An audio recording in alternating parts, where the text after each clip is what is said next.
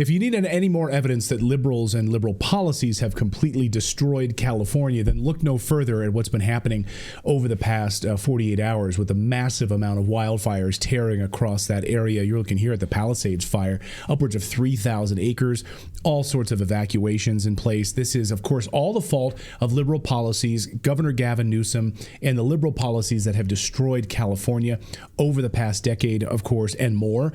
The images are horrible. The loss of life, the property loss is astronomical. If you've been following actor James Woods, who's been very critical of all these liberal policies, he's been showing videos of the back of his house basically catching fire now on social media, but he's just one voice in tens of thousands of people that have been affected by this. Firefighter, I mean, just look at these images. It's just unbelievable. And people are saying, put on those N95 masks. And people are saying those aren't even working. The only thing that's working to keep the smoke out of our faces is a wet rag. That should speak volumes about masking policies, right? Firefighters, by the way, are also running out of water that should be flowing through these fire hydrants. Again, policies that have failed. Watch this. Here on Lockman Lane, there are several homes burning. This is the one that firefighters were trying to put out a little while ago, but you can see right now it's just kind of out of control. Since then, firefighters have lost water pressure on the hydrant, so they can't get any more water onto this fire and the ones down the hill because of the water pressure issues. Yeah, no water. But don't worry, Democrats are all over it. President Biden flew in, of course, and because President Biden flew in, any of the aircraft that could have been in the air to actually drop water on these areas had to be rerouted and weren't able to fly because President Biden, Air Force One flying in. That's a priority, right? So he lands. You think, okay, President Biden's going to do something here. Maybe going to really, pull the governor off of water supply. Who knows what he's going to do? But he was there. So, Mr. President, sir, can you tell us, how is the fire management going? Mr. President. They got a notification yesterday that their home is probably burning down. Today, it appears that maybe still standing, I'm not sure. But the good news is, I'm a great-grandfather as of today. I was granddaughter. Baby girl, baby boy. So I remember this day for a lot of long reasons. Yeah. That's all right for some. So his fire, did you hear the beginning of that? So his house burned to the ground. It burned to the ground. But the good news is I'm a grandfather today. So it's all about me. Forget your house. Stop for ice cream after this too. So I'm doing good. I'm having a good day, guys. Yeah. Okay. Well, I won't route your baby present through any Southern California shipping routes, I'm sort of speechless about it. Like, this is your leadership in the United States of America. This is your president of the United States who flies in to tell everyone that your house is burned to the ground. But good news is I'm a grandparent today. Yeah. I mean, there's a few things. Go ahead. Sorry, isn't it standard practice during an emergency like that? The president waits until things are situated before they drop in, to not add more chaos to the situation. I thought that was pretty standard. Right. Yeah. Because if you fly in, then that redirects all of the aircraft around that whole zone, so they can't come in. Reporters who were trying to get to that area as well had to be completely rerouted, heading to different areas. I mean, journalists, one thing, but getting actual aircraft up that are going to drop water. Sorry, so you can't, because President Biden's flying in to tell us about his grandson being born. That's amazing. Thank God. All these leaders are failures. Mayor Karen Bass of Los Angeles, of course, here she is, Mayor Karen Bass. There she is, happy. Of course, a few months ago, cut funding before the wildfires, over unbelievable amount, $16 million cut in the months before the wildfires, $16 million. And then, of course, we found out today that she is in Ghana. She's not even in her state. So many people taking to Twitter to let her know. I know you're in Ghana right now celebrating an inauguration there. Or was it a wedding or inauguration? It's a presidential inauguration. Yeah, inauguration. Great. That's amazing. You're in Ghana. Back home, I don't know if you noticed, but your city has burned down. You want to come home? Or you want to just have all the celebrations there? Don't worry, though. She's monitoring it from Africa. So it's all good. It's all good. The LA fire chief also being slammed. Because remember, of course, so many of the LA firefighters who refused to take vaccines were then let go. So they have a firefighter shortage in Los Angeles because of their liberal policies in that state. The LA fire chief, of course, is being hailed by liberals as the first female LGBTQ fire chief in Los Angeles. So this is a major focus, of course, of Los Angeles, is their fire chief has DEI policies in place. Watch.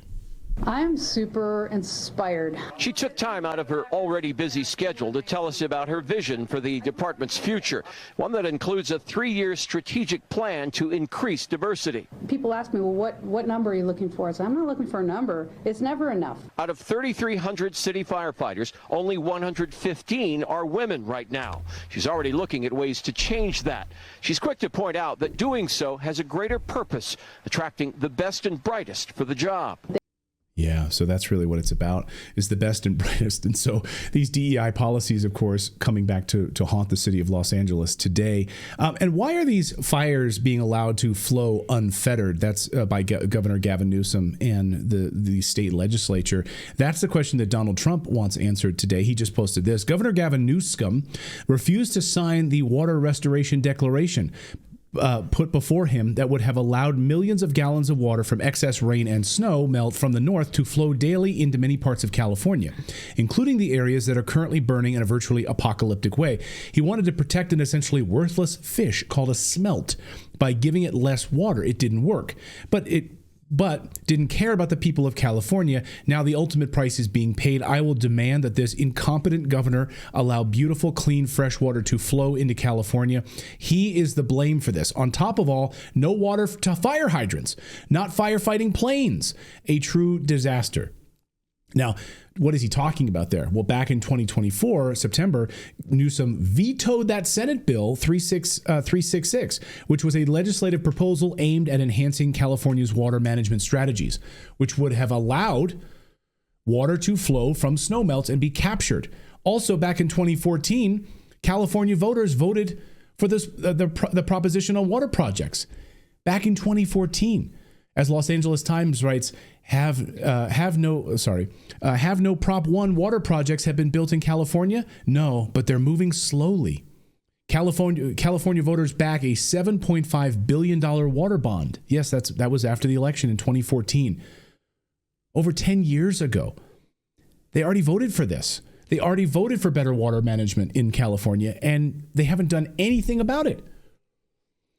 Just on the 2nd of this year, January 2nd, so barely a week before these fires broke out, the Los Angeles Times ran this headline: LA's water supply looks good right now, but it might not last. So they were told that their government was sort of managing water, but it may not hold, even though they had voted in place these water management policies. And what the LA Times had said is that the weather's been pretty good, so we've had some runoff, so we're pretty okay. That's not management. That's not it at all.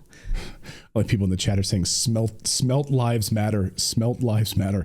Yeah, it's not even an indigenous fish to California, smelt. So we're doing all of this to protect a little fish that's not even indigenous there? That's the focus? So environmentalists have gone to great lengths, of course, to really destroy California. Of course, the electric company, was it PG&E? PG&E, of course. They've gone to great lengths. They've spent millions of dollars, has PG&E, to try to make you all believe that the reason there's California wildfires is because of climate change.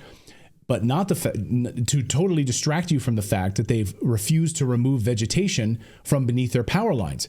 Sparks that hit vegetation, of course, cause fires. It's not climate change that sparks the fires, but they've spent millions on, instead of cleaning up the vegetation and moving all away from these power lines, they've in fact tried this education policy of trying to convince you that it's climate change. That's how they're spending their dollars. But you do see fewer news headlines trying to sell this right now in the year 2024. Climate change argument. Yes, the climate change argument. And I've seen a couple of verified accounts on X trying to say this and getting dogpiled by community notes, because 85% of fires are started either human caused or some kind of, human living conditions that spark the fires. So they are not able to contribute this to climate change. Before, they could just sell that without any kind of research. So that, at least, rhetoric has been tuned down, wouldn't you say? I have. Yeah. And well, so people were sort of making fun of Donald Trump back when he was on Joe Rogan's show. A bunch of liberals and environmentalists were sort of dogpiling him about this. Turns out he was right when he said this just a few weeks ago before the election.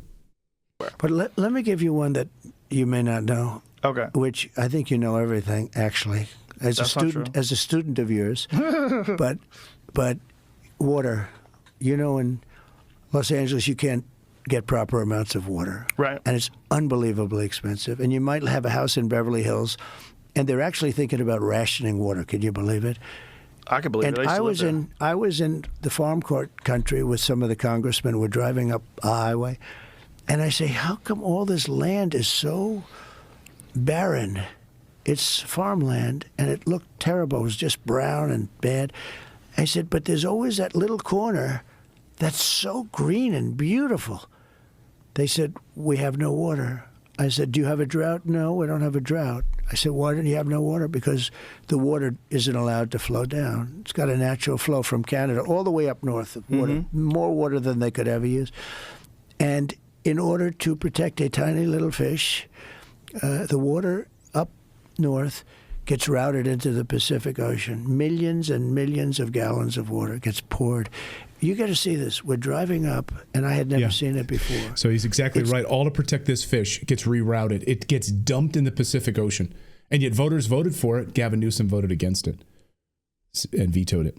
And in recent weeks, insurance companies have fled California, canceling thousands of fire insurance policies on homes that have had these fire insurance policies in place for decades. Watch. They're waving me down. Hi there.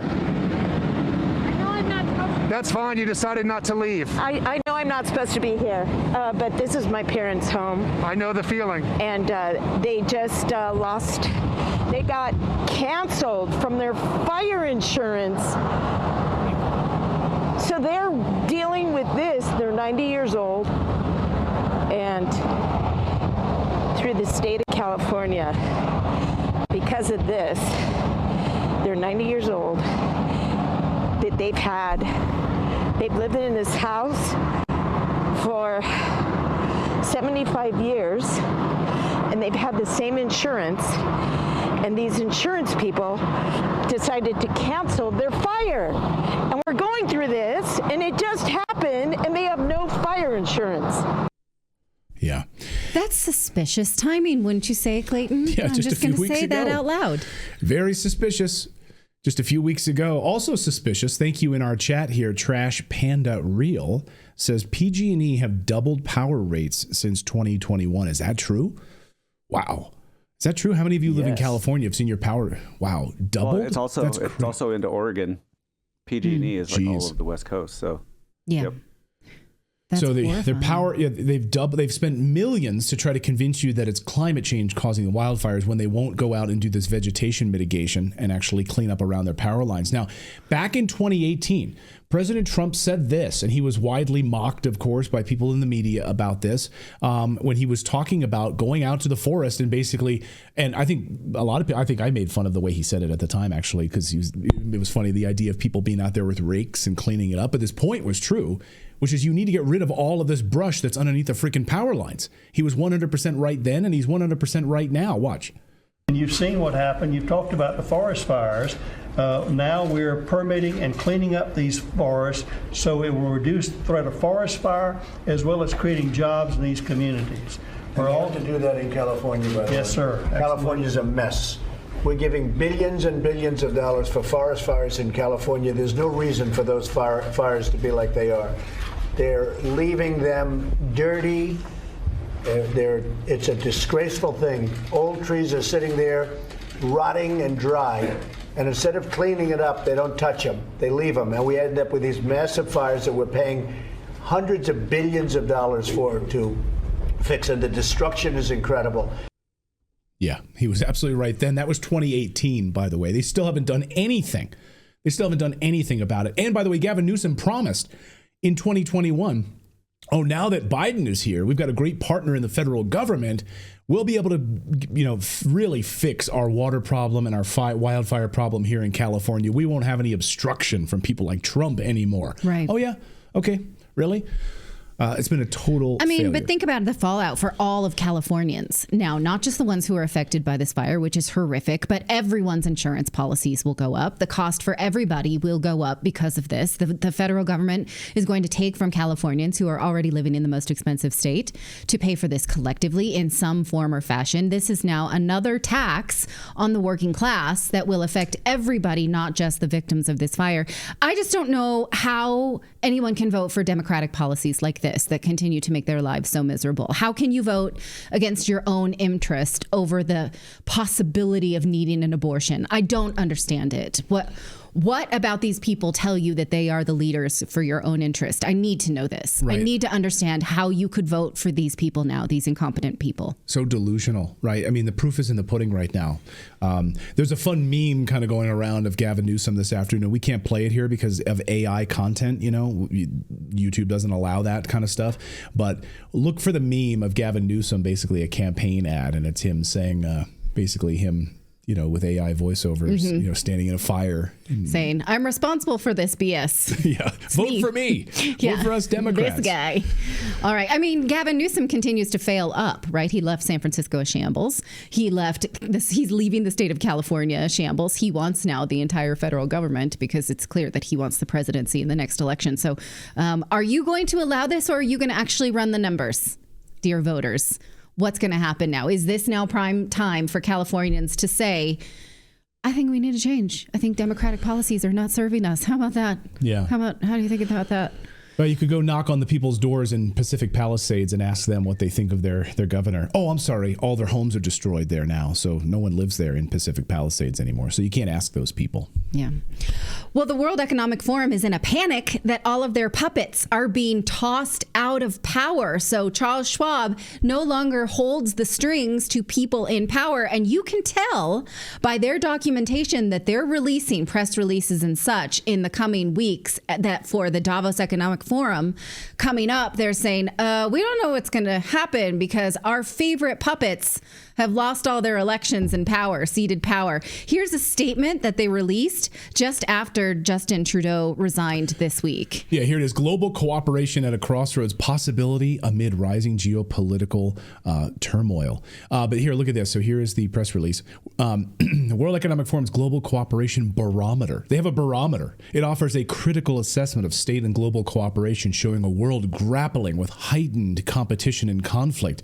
The barometer is being released at a moment of great global instability and at a time when many new governments are developing agendas for the year and their terms ahead. So basically, we got to get out in front of this mess. Right. So the things that caught my eye here are that global collaboration has flatlined, meaning countries don't set their agenda by the WEF anymore because people have voted for their leaders to stop that. That's exactly why. We can't help but wondering if they're panicking because their most powerful advocates, their puppets, are outgoing. Justin Trudeau, the Biden administration, Germany and France have both had a shakeup in their governments to the WEF loyalist. How will they set their agenda without their favorites? Now, look at this quote that Clayton just pointed out from this guy, the president of the WEF. He says he's worried that many new governments are forming their own agendas. Who the heck asked this guy to be worried about the leaders that we elect? Who made him in charge of what all of our elected leaders must prioritize? I mean, the hubris of that. That should make you want to punch your screen, but don't, because there's more redacted coming. This is how I read this. The leaders we want elected are outgoing. The new leaders that don't want to do what we tell them, this is a problem. He says there's a fragmented landscape, which I think is a euphemism for sovereign, which they think is a bad word. The WEF has certainly worked against that. So this is all in the run-up to the WEF Davos meeting, which is just in a few weeks. It kicks off, incidentally, on Inauguration Day, January 20th. Good timing. Yes. And look at what they call it. They say we really need to meet in the wake of geopolitical shocks. What do they mean by that? It means their chosen leaders have been ousted. So it's a shock mostly to them. It's clear from their meeting announcement that this is what they mean. It says, as we emerge from disruptions of democracy in this record year, we look to the shifts away from incumbent parties, and it suggests a new era. So I mean, that's weird, right? They're calling this a disruption of democracy. Do we have that screen? The next one? Yeah, that one. I would say that's just democracy. It's not really a disruption. It's the fact that we hated everyone you chose for us. Right. We chose for ourselves. That's not a disruption of democracy. That's democracy working. You just happen to hate it. Canadians rising up saying we've had enough of Justin Trudeau and his WEF globalist agenda in Canada. You've destroyed Canada. Talk to any Canadian. Canada is a totally different place than it was 15 years ago. Justin Trudeau's government has destroyed that country. What did you think was going to happen? People are sick of it.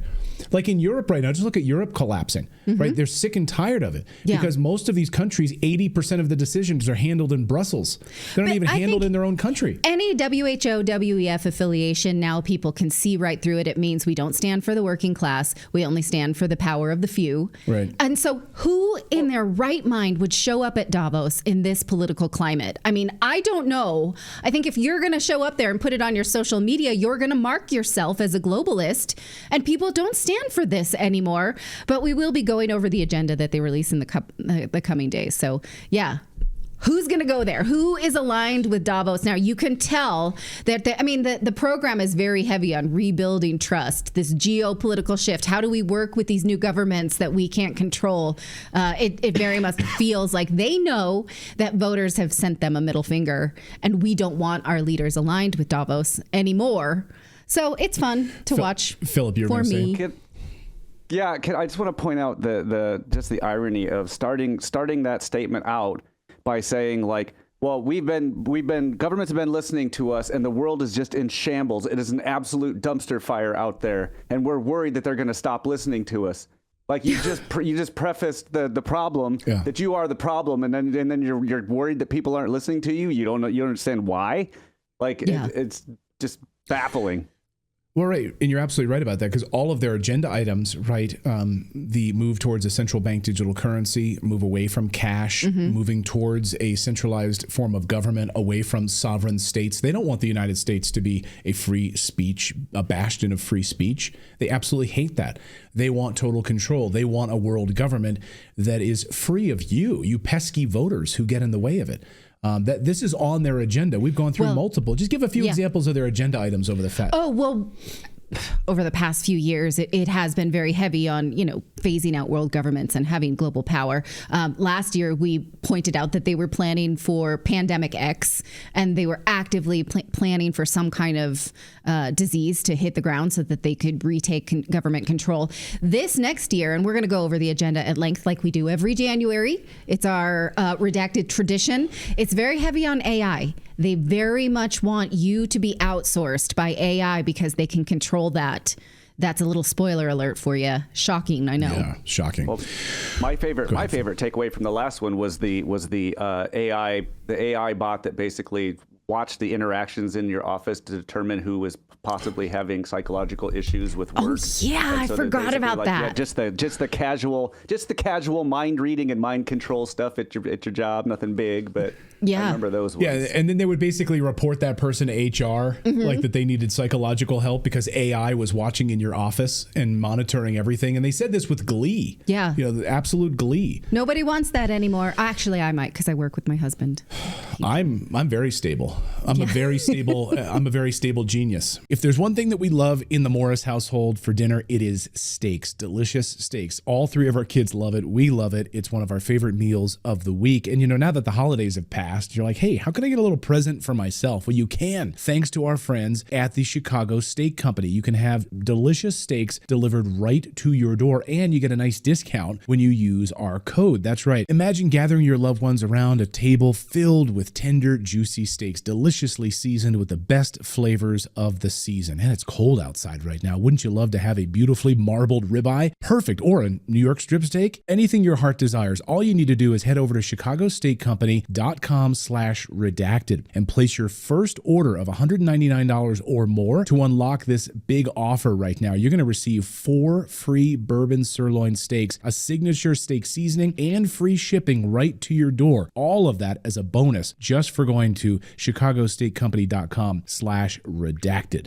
Well, the White House is finally admitting that it is genocide when a military brutally slaughters thousands of innocent women and children. I think we would all agree with that. But the White House is finally coming around on this point. When these civilians have nothing to do with your conflict, your war zone, and they try to seek shelter and get away from that area, and then the military targets them specifically, snipers shoot them in the heads, brutally bombing and carpet bombing their homes, that is considered genocide. I know it's shocking, right? Well, it's about damn time. Finally, Secretary of State Antony Blinken issues a forceful statement on genocide. Let's all read it together. Here is Antony Blinken.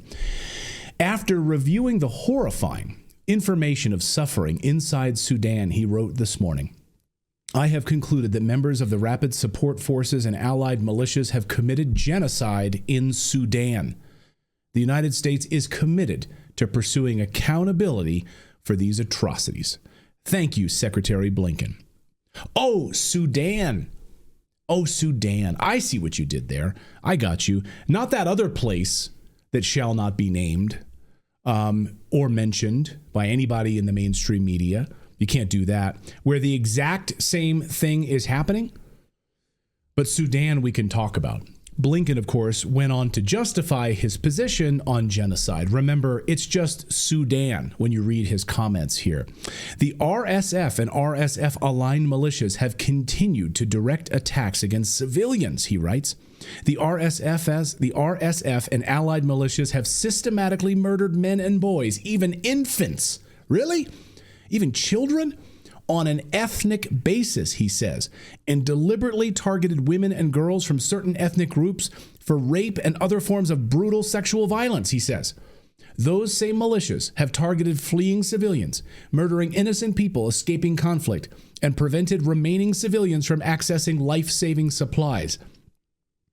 Just so we're clear, systemic murder of infant children on an ethnic basis. That's what he says. And targeting of women and girls. That's what he says. Targeting fleeing civilians who are trying to escape. That's what he said. These are not my words. These are his words. That's a genocide. But only in Sudan. Only in Sudan. And by the way, if we need ISIS or Al-Qaeda because we pay them and we created them, we even created Hamas, by the way. We can conveniently describe when something is a genocide and when something is not a genocide, when we need those people to carry out certain things for us, right? As Caitlin Johnstone reports, she lays this out today. She says, the mountain of evidence is overwhelming, of course, that Israel is carrying out a genocide against civilians. Again, these are Caitlin Johnstone's words based on the evidence. I'm quoting her now. Just so we're all clear, she says, it's a fully established fact that the IDF is deliberately killing civilians in Gaza. There was a time in the early days of the genocide when this could be disputed, but that's no longer true. The facts are in, and the case is closed. It's happening. Israeli soldiers are telling the press that they've been knowingly killing civilians and then falsely categorizing them as terrorists afterwards. Yes, the IDF has admitted this in the press. Countless doctors have also testified to routinely encountering dead and wounded children who've been shot in the head by Israeli snipers. Israeli media reports have revealed that the IDF is intentionally targeting civilian infrastructure and using AI systems to specifically target suspected Hamas members when they're not at home with when they are at home with their families, instead of out in the battlefield. The debate is over, she says. The human shields argument has been completely thoroughly debunked. If you still deny that this is happening, it's because your worldview is so false that it requires you to deny facts and reality. So Blinken last week on his exit interview, his final exit interview, where he was asked specifically about like genocide over here you can categorize, but genocide over there you can't. Here was his response. Do you, Secretary Blinken, worry that perhaps you have been presiding over what the world will see as a genocide? No.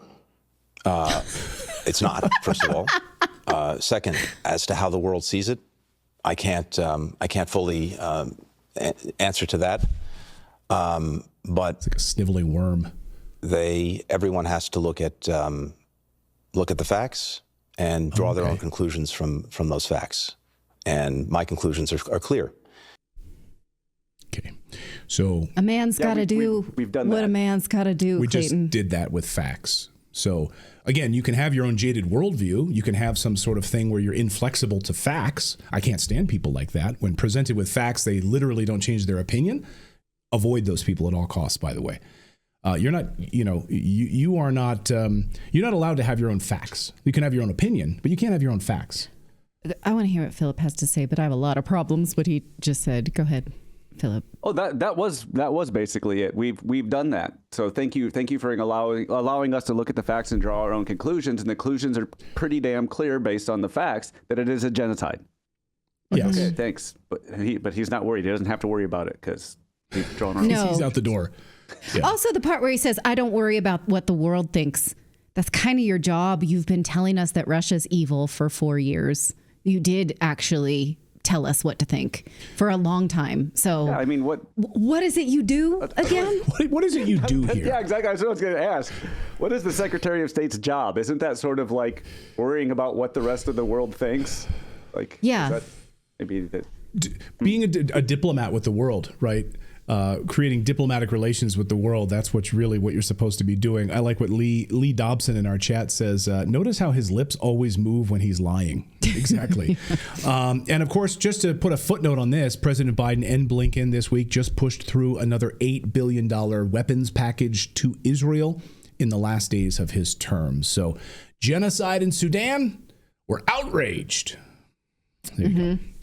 Have they looked at the Donbass region of Ukraine too? No, there's some facts there that I would like to present. They're not going to look at the genocide in the Donbass, in Donetsk, and all of that area for the past 12 years. They're not going to look at that either. But that's a convenient forgetting of what a genocide is. But okay, hypocrites.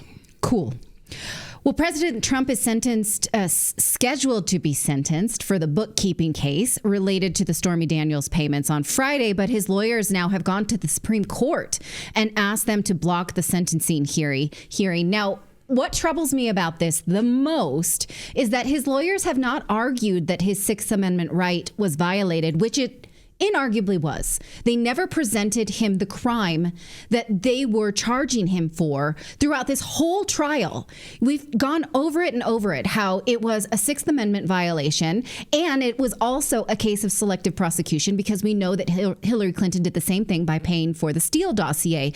But his team is not arguing that. They're arguing that it would hurt the office of the presidency, which bothers me because if you can violate one person's civil rights, you can violate them all. It shouldn't be that we have to run for president to have our rights intact, but that's what they're arguing. Nevertheless, there is no guarantee that the court takes up this case to prevent the sentencing hearing. Even though the judge in the case, who we know was morally compromised, Judge Marchand, has indicated that he would not sentence the president-elect to any prison time. It's not usury. It's not normal in this type of case anyway, but the way that they tried him was also not normal. So his lawyers are not going to rely on any kind of assurances when it comes to that. Now, meanwhile, the special counsel investigation by Jack Smith, it was already ruled that Jack Smith was improperly appointed, but they really want that report to hit the public. A judge has ruled that they put that on hold because it's normal for the special counsel to present their research to the attorney general, and the attorney general can decide if they want to release that to the public. So we did get to see the full Mueller investigation. We've seen many special counsel reports in recent years. Now, Jack Smith and the Justice Department and Merrick Garland really want the public to see this. The problem is there are two other defendants on this case who have not been dismissed, and they're still fighting their innocence. So if the Justice Department releases this, they impugn these people who are still fighting their innocence. These two men have pled not guilty. They're not going to be able to have a fair trial if the Justice Department releases this. Well, why would the Justice Department rush to release it? Because they want to. Clearly, because they know that the next attorney general, whether it be Pam Bondi or someone else, would probably not sanction its release to the public. So now Merrick Garland is saying he opposes this ruling. He's just going to release all of it that pertains to President Trump. He'll leave these two other dudes out of it. He is going to do it anyway, he's saying, even though a court has said he couldn't. Whether he does it or not, who knows? But he's saying he intends to because he wants it so badly, because he has 12 days in which to do it. So we'll see what happens, because all of this is hitting a crescendo, right? President Trump's legal troubles. It'll be interesting to see, is this really the end of it for him, or will they bring new stuff when he's in office? It's really tedious. It's very tedious. I mean, will he be sentenced? Will he be sentenced to, there's no way they could give him jail time. Stranger things have happened, because this case, again, they didn't even tell him what he was being charged with. He had to shadow box in his defense. Right. So the case itself is really a tragedy to our Constitution. It should not work this way. And so I don't want it dismissed because he's the president. I want a clear stamp. Somebody said I can keep banging the table even though you told me not to. Somebody said on Twitter, I think go ahead and do it. Our audience loves when they're listening if they hear this all the time. Okay, they love sorry. That. They love that. We should have it on paper that you can't do that to people. You can't try someone when you don't tell them what the crime is. Right. You cannot do that. No, so I see what you don't have to run for president for that to be thrown out. You don't want it dismissed because he just won the presidency. You want it dismissed because it's a total BS case. Yes, and he had a compromised judge. Yes. And because Hillary Clinton was not similarly prosecuted. Those are the reasons I want it dismissed, not because I'm any kind of fan of President Trump at all. Yes. Okay. Well, let's talk about the fact-checking panic, because the fact-checking industry, which, by the way, is quite lucrative, a lot of it's paid for with your taxes, well, they are in a panic after Meta CEO Mark Zuckerberg announced that he would phase out fact-checking at Facebook and other sites in favor of community notes like on X. The fact-checking business during the authoritarian Biden regime made a ton of money censoring speech, and now they're panicked. This headline from the New York Times looks like it was written by The Onion or the Babylon Bee, but it's real. They actually ran this saying Meta says fact checkers were the problem, but fact checkers rule that false. Well, let's look at how the fact checkers fact check this quote. It's so funny. I've been laughing about this for 2 days. This quote from someone from PolitiFact says, "I don't believe we were doing that." That's how they fact check, with their personal belief. So the New York Times actually allowed them to fact check by saying, "I don't believe this is true," which leads me to think that they don't actually know what a fact check is. This in and of itself is so meta, like not Meta the company, but you know what I mean? Meta the concept. It's like the thing proves itself. I can't even believe it. He then goes on to say, "Well, I don't believe that was true. We just grabbed what we could." He doesn't say like, "Oh, we were actively censoring vaccine hesitancy or anti-war content or climate skepticism, and those were good," because he just says, "No, we just grabbed what we could." That's not the internet any of us really want. And it should not surprise those of us who have studied all of this disinformation research group. Like, here's one that really pissed me off in 2023, so I really want to bring it back to remind you that the European Union commissioned this study from Trust Lab, which works with is a partner with the CIA, and they published a report saying that misinformation is most discoverable on Twitter than any other country, than any other place, any other social network in 3 countries. And how did they figure that out? Well, you can see they published this chart that said, oh yeah, a lot of discoverable misinformation on Twitter, but also Facebook and Instagram and other places. Basically, this was a report justifying their own existence, saying there's a lot of stuff on the internet that we groups need to control. But how do we know that what they were actually finding was disinformation? They never tell us. They say they make a list of things that they consider disinformation, but they never tell us what it is. Here's their sampling method. They just make up their own keywords and never tell us. So we're just supposed to trust them. And this is the type of research that they're using to tell us that they need to exist. I've seen more of these misinformation kind of crappy, low quality studies than I can count, but they just keep doing them so that they can continue to make money. But now they won't make money from Meta. Unfortunately, it'll be the State Department that continues to pay them. Go ahead, Philip. Well, also that methodology ends up being something of a self-fulfilling prophecy because the methodology is wrong because they're starting with the presumption that they know what misinformation is. So the fact that they're using their own terms to go search for what they're already looking for, what they already know, they've determined that, okay, this is misinformation. Now who's it's like they're not getting to the heart of it of, is this misinformation or not? It's like they programmed their own model. Yeah. Like, if someone mentions that climate change isn't real, if it's garbage in, garbage out in programming, right? And that's exactly what this is. Well, not only that, but the BBC took this very study and ran with the headline that said Russia responsible for most misinformation on Twitter. That study never mentioned Russia, had nothing to do with Russia. So they just take it and proliferate misinformation. So this industry is garbage. Clayton's right. It's total crap. So I cannot feel sorry for them. But now they're in absolute damage control mode, to the point that the International Fact-Checking Network, the IFCN, has convened an emergency meeting to figure out how to stay relevant and profitable. They say that Meta's decision was a backward step. It was chilling and disappointing, and it's going to have this terrible effect around the world. I think it's worth pointing out, though, that now that X no longer uses them, Meta will no longer use them. Who's left? Anybody? Who's left? Who's still using them? YouTube. Google. Yeah, YouTube and Google. Yeah. They told the Wall Street Journal today that they're not moving towards this model yet. They're going to keep their relationships with fact checkers. I put on my X account today a blog post from 2022 or 23 saying that they use these companies and that they like it. They think it's great. They're going to keep doing it for now. I think it's worth noting that Google and Pinterest are the two companies that were mentioned in the Twitter files. We know they colluded with the federal government to censor content around the pandemic and other things. They've never explained to us why they did that. They've never given us an explanation. They've never said they would change their policies. We've had no explanation from those two companies. So even though I'm still pissed that Facebook is doing this now, at least they're doing it. And we hope that they then become industry leaders, because those two other companies, they owe us an explanation, don't you think? Yeah, Pinterest, you owe me an explanation when I create my Pinterest boards from how I want my garage organized with my garage organization Pinterest boards. Are you censoring what I'm allowed to put in my garage? They won't let you have a gun safe or a man cave or whatever. You're going to let me put my gun safe in there, you rat bastards? Pinterest, they don't get any publicity in all of this.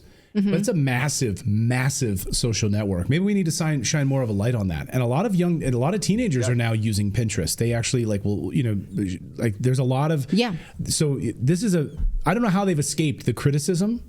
I don't hear them ever being talked about in this. We hear Google, we hear Facebook, we hear X, we hear TikTok. But we don't ever hear about Pinterest in all of this. I tagged them in my post today saying that I would like explanations from Google and Pinterest. Absolutely, Pinterest should be called out, because we saw the emails between the federal government and their executives with directives to collude to censor. We know that it happened. Yeah, go ahead, Philip. Oh, my daughter is actually huge, or she's way into Pinterest. It's like a daily thing for her because of her digital art. But I mean, for me, I would want Pinterest to give me an explanation of what even is Pinterest. I have no idea. I don't Good luck. I don't know. I know there's boards there, and you pin things that you like, and that's about all I know. That's about it. You pin things that have interest for you, and that's where you get Pinterest from. Mm-hmm.